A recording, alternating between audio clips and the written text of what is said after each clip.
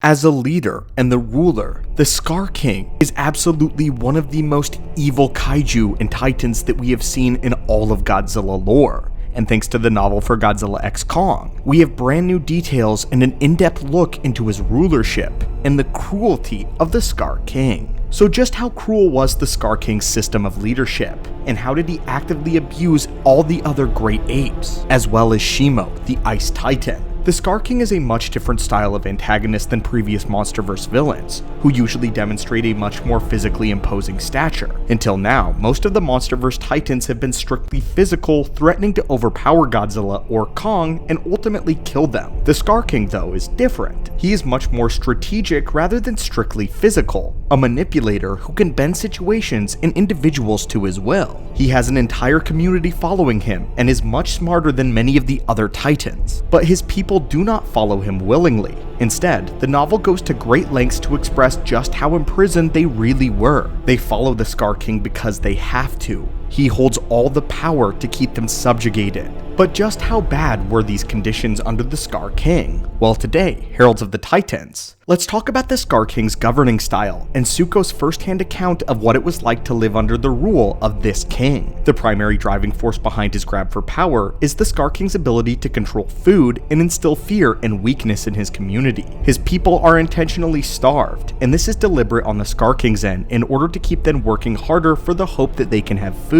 When Zuko is guiding Kong back to the lair of the Skar King, he seems actively afraid to eat any food that Kong offers him, as if he is afraid of getting in trouble for eating. And the novel confirms that to Zuko, the idea of being freely offered food is completely foreign to him. The novel dives much deeper into the psychology of the Skar King. Kong even states that his behavior is highly unusual, and he notes that to Zuko, being offered food is a bad thing. Zuko thinks that this is a trick, which is heavily influenced by his own affinity for deception and subterfuge, which he developed as a survival tactic in order to get by. When he finally does take the food, he runs off with it and devours it like a savage. And Kong even remarks that Zuko seems as if he hadn't eaten in several day-night cycles. He is afraid of having his food taken from him, and we later learn that this is the defining trait of the Skar King's society. It's also apparent when we see Kong next to the other apes of the Hollow Earth that we can see just how much larger he is than even the strongest of the Hollow Earth apes. This is because he grew up on Skull Island, where he only had himself to answer to as king, and he was allowed to eat anything that he could capture or kill. Not only did he not have to share, but he didn't have to obey any arbitrary rules that he could and could not eat when he wanted to. So as a result, Kong is able to grow much larger and much stronger than all of the other apes. Not to mention, he has been in more battle.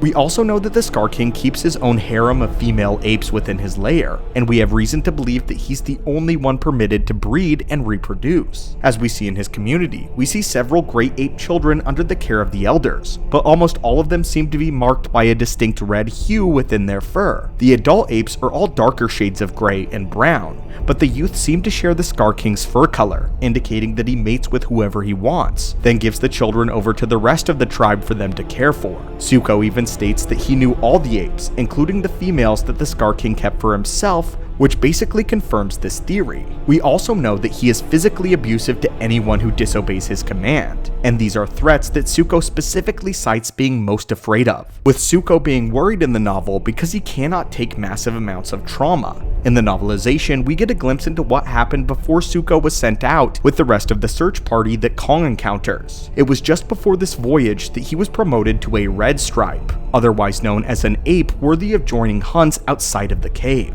This group of red stripes acts as the Skar King's personal guard and the only expeditioners who can explore the rest of the Hollow Earth. When the Skar King first approaches Zuko, he is immediately afraid of having drawn the Skar King's attention. He says that he knows he's probably about to be hit, kicked, or bitten, indicating that this is a common practice, showing that the Skar King has no qualms about being physically abusive in order to keep the subjects in line. Over the years, Zuko and these apes have developed instincts that are meant to help them survive. Zuko's instincts around the Skar King tell him to be afraid, to defend himself, or run and hide until his wrath is over, and these don't simply develop overnight. This is the result of a prolonged pattern of abuse and physical trauma that has beaten the truth so deep into Zuko's subconscious that his body reacts without him meaning to. This is before we even begin talking about Shimo herself, who seems to get the most tiresome punishment of anyone in the entire ape colony. The Skar King keeps a blue crystal on the end of his whip slash and uses this to inflict direct pain onto Shimo whenever she disobeys. Like a primordial Hollow Earth shock collar which nobody else can endure, she is the only one of the colony who is actively kept in chains as a direct slave, and receives the worst of the Skar King's punishment. Her disobedience is caused by direct physical punishment, which is strong enough to incapacitate even Shimo as an alpha level threat. We know that Shimo was responsible for causing the Ice Age, and has frozen over entire continents very rapidly.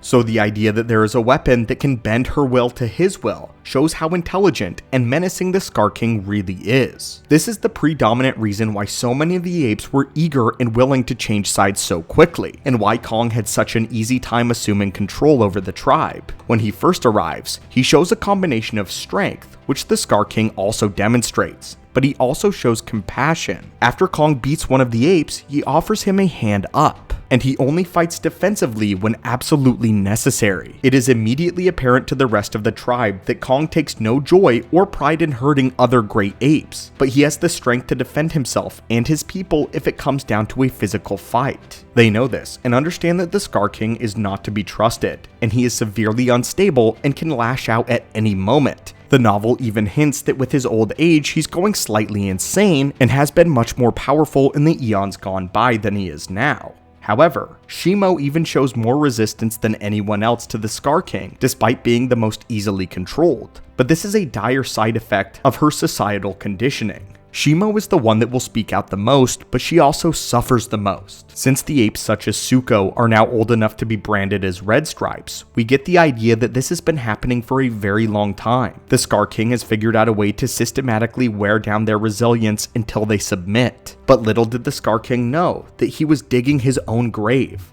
After being confronted in Brazil, the Skar King loses control over Shimo, who immediately sets her sights on him, and for very good reason. The Skar King has gone out of his way to kill any of those that revolt against him, beheading them and then putting this on display for the rest of the colony. He is cruel and evil. Some have even suggested that he could be more evil than Ghidorah, although I disagree. The biggest sign of the cruelty of the Skar King is how quickly his colony turns against him and the conditions that they've been living in and under for eons. Finally, the great ape colony is properly fed. They will be led, rather than ruled, of fear of physical retaliation. The novel makes it clear that this is the twilight of the Skar King, and that his colony is ready to turn against him. He is a true evil emperor. But anyway, my friends, what do you think of the system of leadership of the Skar King? How do you think the Skar King and leaders like this are able to get this many people to bend to their will based on fear and physical retaliation? Also, what are your thoughts on the great ape colony ready to turn against the Skar King if a greater leader revealed themselves instantly? Why did they first begin to follow the Skar King in the first place if he was this demented and abusive? And how do you think Kong will right the wrongs and also become a major threat to Godzilla in the future? What are your thoughts on the novel and the small insights we get into the Skar King? And as always, my friends, thank you so much for watching. Atomic blast that subscribe button for more kaiju lore, and have a great day.